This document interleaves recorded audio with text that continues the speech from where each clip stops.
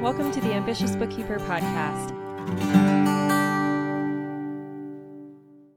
One of the best ways that you can protect your time as an entrepreneur, a small business owner, a bookkeeper, whatever you are, is to use a calendar scheduler for your clients to be able to schedule meetings with you when you have a busy calendar, whether you have kids at home, you have another job, you just have a certain number of days that you want to be available to take calls. And one of the ways that you can do that is by using Dubsado's built-in scheduler.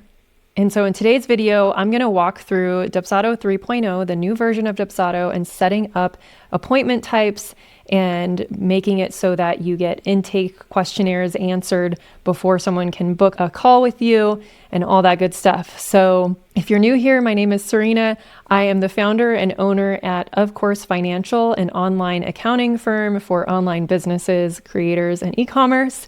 And I'm also the founder and mentor over at Ambitious Bookkeeper, where I mentor and teach and coach other bookkeepers and accountants in starting their own virtual bookkeeping business. And one of my favorite tools that I've been using nearly since the beginning is Dubsado. I use it for proposals, engagement letters, onboarding, and I just wanted to show off some of the features that Dubsado 3.0 has. So let's dive in. Hello. I'm coming in to show you the scheduling ability inside of Dubsado. This is actually the 3.0 version. It's in beta right now, so it looks a little bit different than what currently is available, but I figured it'd be best to show you the new version that's being rolled out than the old one. So when you come into Dubsado, there's a side panel. You click Events and go to Scheduler Templates. And then you can click this plus sign to create a new template, and this is basically going to be your meeting types. So it defaults to 30 minutes. You can choose whatever you want or create a custom meeting time. I personally, just a little side note, I personally do 30-minute discovery calls. I started out doing 1 hour, but the 30 minutes usually sometimes is enough, sometimes it's not. So you may want to do 45 minutes. So let's say we're going to do a 45-minute, and then this is where you're going to go into your settings and link either your Google Meet or your Zoom link. So it will generate a link for you. And then this is the calendar event description. So up here is where you're going to name the title of the event. So let's call this a discovery call. And then you can put in a description here if you want. This is what'll show up on the scheduling page. We can just leave. I'll just type in Zoom for now because I don't have my Zoom calendar linked to this. Then if we go to advanced, this is where you can show different things. So obviously you want it marked as busy. You can add buffer time between calls. These features are available inside of Acuity too, and this is one of the things I really love about that as well. You can create a max number of bookings per day. So say you don't want to have more than 3 meetings in a day, and say I always like to have buffer time before and after a discovery call to wrap up my thoughts. To be honest, usually 30 minutes is necessary to create a proposal and all of that. And then you can create a form, and this is where I would recommend making a form that they have to fill out before they can actually schedule the call. This is where the intake form would be great. If you have your Dubsado already built out, I will just link it to my client interest form. New client interest form. So this is what's already on my website, but it's the same thing basically that I would have asked if it were built into a scheduling situation. And then you can also require payment. So you can have paid discovery calls. This is something that I've done in the past before I switched to the format of requiring the interest form and then an invite to book. I actually charged like $10 or $15 for a discovery call for people to hold their spot. And this prevents people from ghosting calls. And then you can make it refundable and give it back if you like. And like, for instance, you could just put it as a deposit, and then you can say, I'll apply this to your proposal or whatever, or you can refund it to them. Reminders, you definitely want reminders to go out. So you can create the email template that you want to go out and add that reminder. And let's see if I have anything.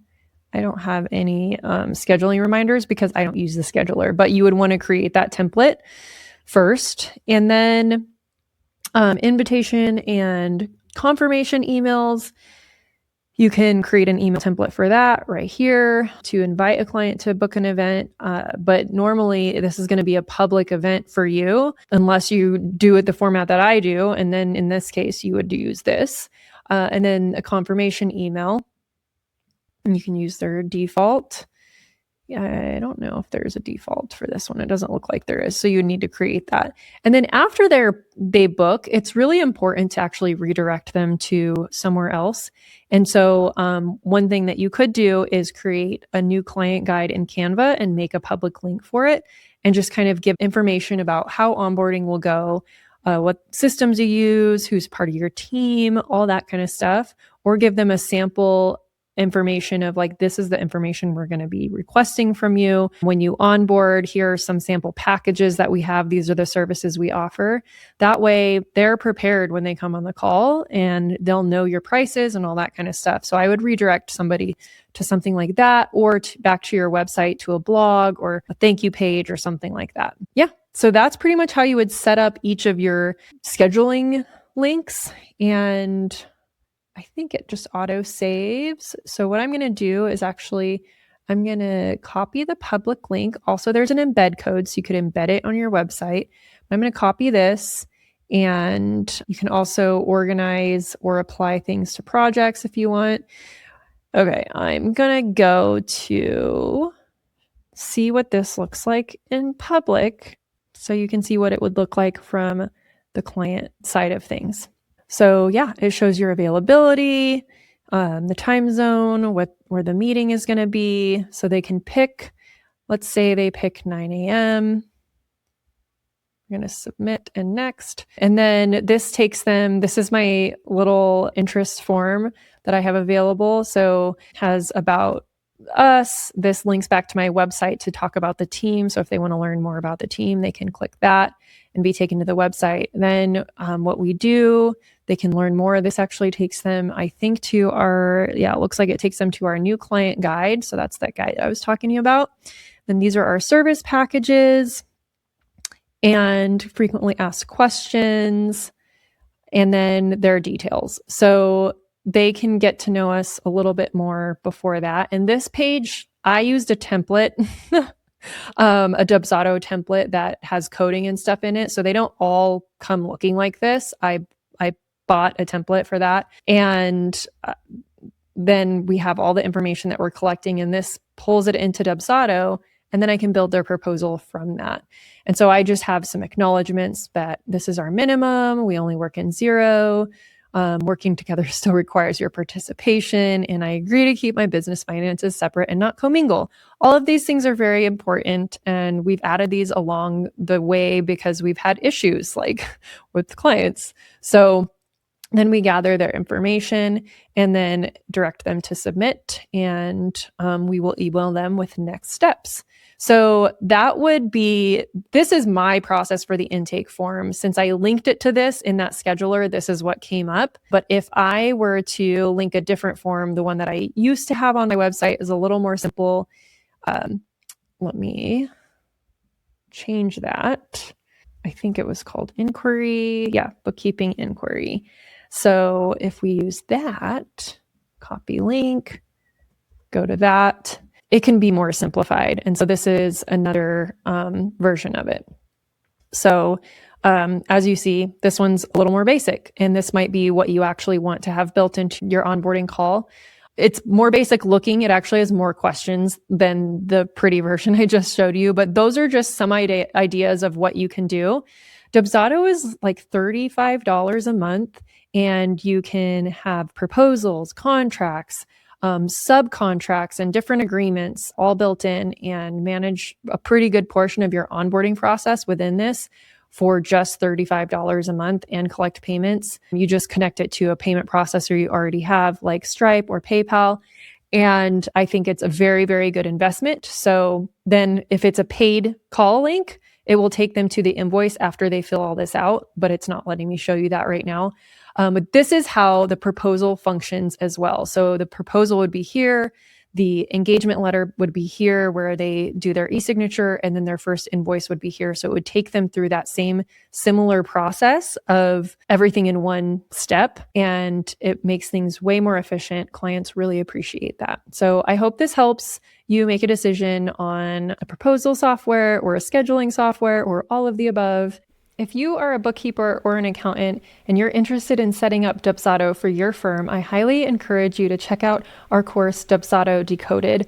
This is a special program that I co-created with a Dubsado specialist, and it is designed specifically for setting up Dubsado for bookkeepers or accountants in setting up the proposal software, the proposal process, the engagement letter, and taking invoice payments, as well as a slew of other features that Dubsado has. So head over to Dubsado Decoded to get access to that program. And if you are an online business owner and you want to see Dubsado in action by working with us, head on over to ofcoursefinancial.com/contact. And there you can fill out the interest form to become a client of ours. And I hope to meet you soon on a discovery call. Thank you to everyone who helps make this podcast possible. Content and interviews are produced by me, Serena Shu. Our intro and outro music is written and performed by my brother, Ian Gilliam. Editing is also by Ian using his awesome sound engineering skills along with Descript software. Hosting and publishing is by Buzzsprout. And you can check out the show notes for links to all of these amazing resources and resources mentioned in the episode. Be ambitious.